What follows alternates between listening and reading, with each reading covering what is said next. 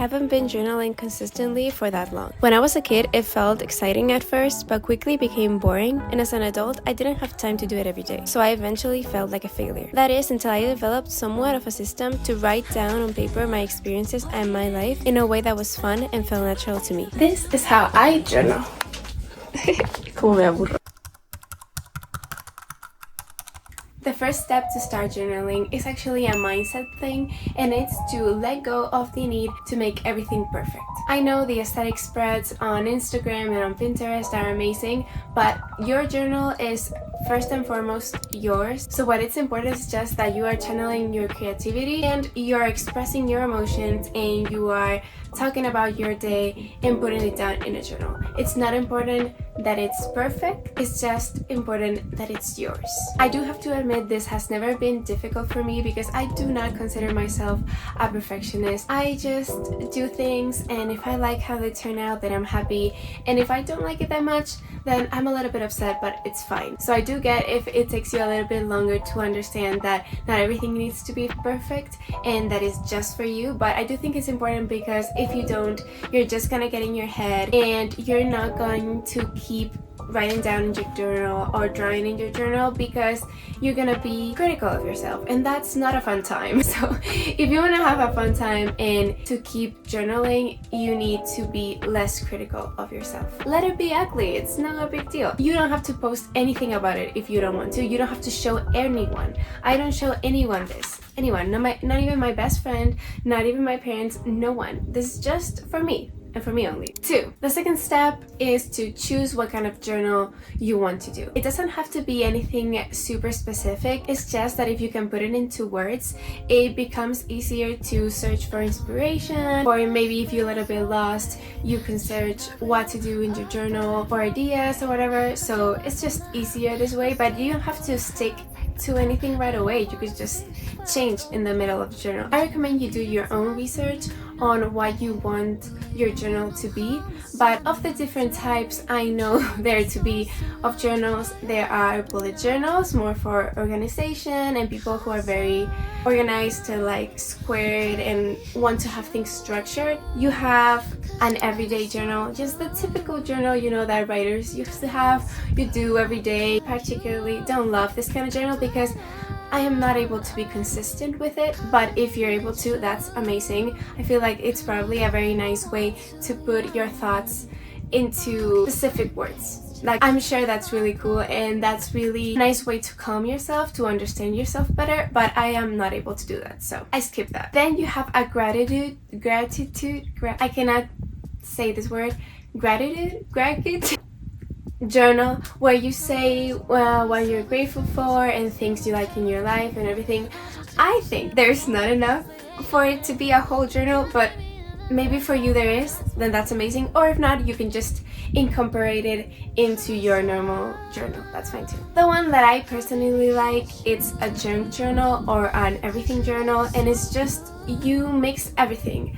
It can be an art journal, it can be a bullet journal for you to organize things, it can be a gratitude journal, it can be anything you want it to be, and you just mix it all in, do some scrapbooking, and that's it. And that's the one that I love because I think you're encouraged to be messy and you're encouraged to be a little bit disorganized in it. But yeah, I put everything in my journal, from receipts to movie tickets, concert tickets, my census thing, everything that I think it's kind of unique. I bought this lamp, so I put the name here. I think it was a lamp, yeah. Everything that I find, I stick it in here, and I think it's such a nice way to record your memories in a physical way. Of course, I do plane tickets. I think it's super fun, honestly. I sometimes write as well in here, but not most of the time. Most of the time I have this journal for scrapbooking, junk journaling, and trying some art,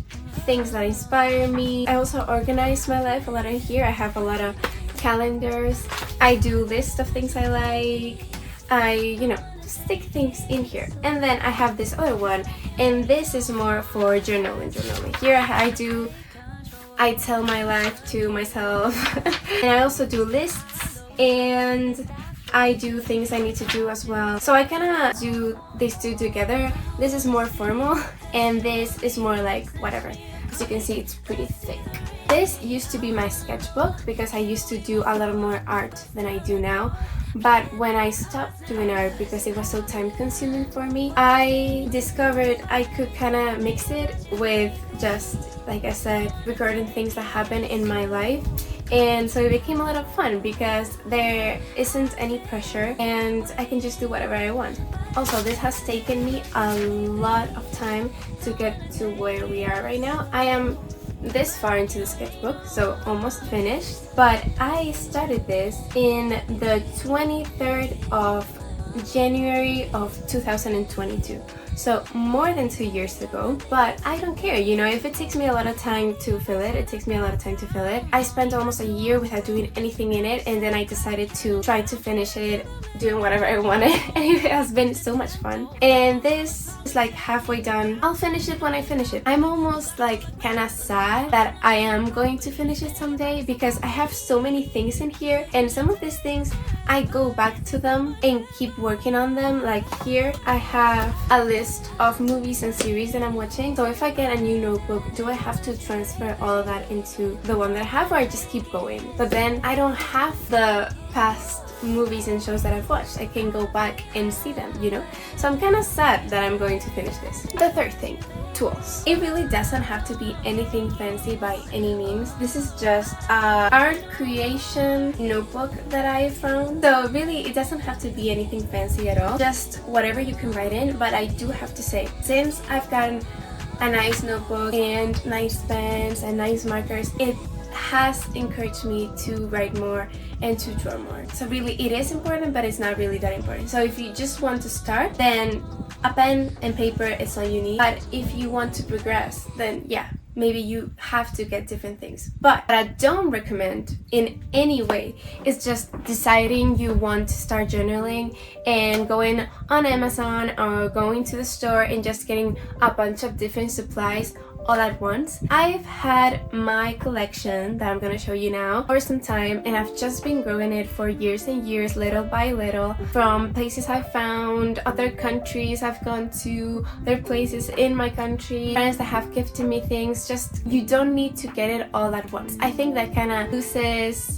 some kind of romanticism, you know? You go little by little. Although I know it can be tempting to just go and buy it all at once, I think it's better for your wallet and also for the experience. It's not the same, you know, delayed gratification. It's not the same to go and buy it all at once than to find different special things in different places and have a nice collection that you love entirely. I am so excited to go to Japan and to buy some cute stationery. Like, you cannot believe how excited I am. So the things that I use is this journal that I told you about. I have my friend's hometown sticker in here. I have Teen Titans sticker, this one that I don't even know where I found, this one that says Real Friends, this Stray Kids one.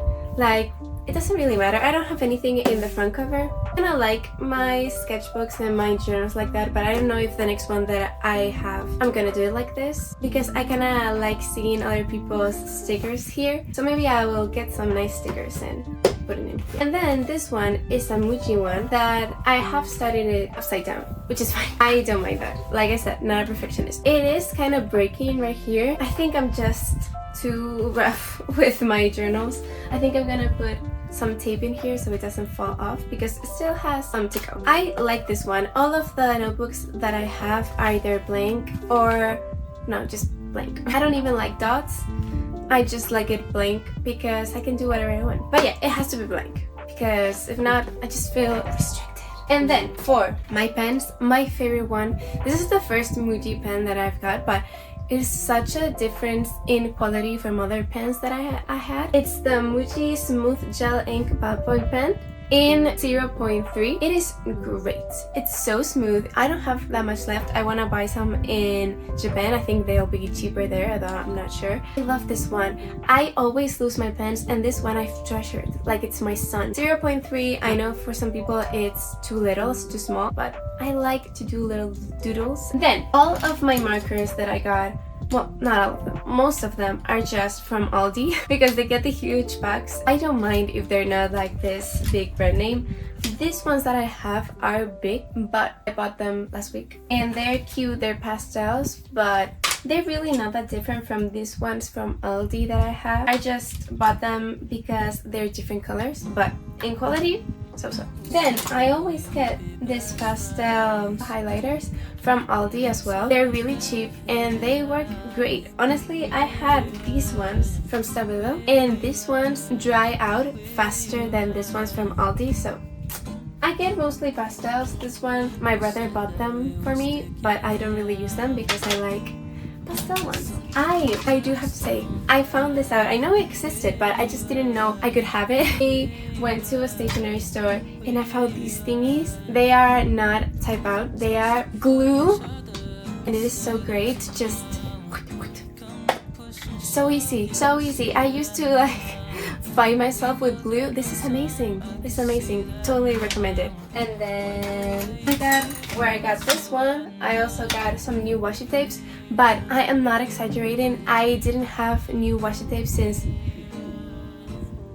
2018, I think. So I think it was time to get some new ones. And then for stickers, this cute little folder here. My Chinese teacher gave it to me. I used to learn Chinese when I was super little because my parents are kind of, I don't know, and they put me on both Chinese and German lessons. Obviously I turned out like this, you know. I'm traumatized. I keep finding cute stickers, envelopes. I also, this may be controversial, but I do use my K-pop stickers all the time because if they're just in here and I'm not gonna use them, what's the point? So I do use them. There's this thrift store here in Spain. They have a couple of locations, and when you buy over a certain amount, they give you stickers that you can choose. So I have a bunch of those. I have this cute sticker pack I got from Miniso. I just keep finding different things. Here's also where I put all my scrap paper and little scraps and tickets that I haven't stick on yet, but I'm going to use. And I utilize everything. I bought a Sunny Angel, the bok choy, which is perfect. Like, he's me. It's perfect. And I use the box. I use everything, you know? Why throw away things? You may say, that's kind of sounds like a problem, Carla. No, because it's cute. The final tip is just to start. You can search inspo on Pinterest if you want it to be more structured, you have any ideas, but if you really want to make your creativity flow, then I suggest you just try things out. Because it doesn't have to be perfect, you can just do whatever, and if it turns out good, good. If it doesn't, that's fine as well, you know? Just try things out. You don't need to have the best journal ever. To start, you can journal about how you're starting to journal, and it's super exciting, but you can also journal about the fears you have with journaling, that you are not going to be consistent, or you're not going to like it, or you're gonna spend too much money, whatever. You can just journal about everything. You really can. Like, there's no limitations, there's no right or wrong way to journal, so just have fun, try to have fun, try to not stress about it.